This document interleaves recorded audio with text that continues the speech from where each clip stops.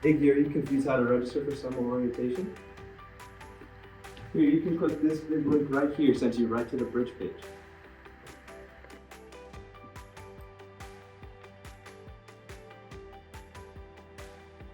So the link will take you to the bridge. Make sure you're signing your Loyola email, and once you do that, you can start scrolling down and pick an option. Let me help you with that. You can scroll and see all these dates you can pick for summer orientation. Maybe the weekend will work for you. Oh, you have vacation, of course. So you can pick one of these earlier dates. You can pick on Monday or Tuesday. Which one do you want to do? Oh yeah, Monday.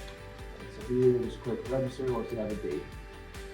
So from here you can scroll down and you can see all the registration. Just make sure to change student registration to 1, just for you. And for parent and guest registration, you can bring up to 2 guests, which is $15 per person, but they get meals and materials brought to them on the day of. So you can change it right here up to 2. You good to register? Awesome. So this is the last step for registering for Summer O. So you can just scroll down, fill in your personal information, and once you're all finished, just please remember to click confirm my registration. Are you ready?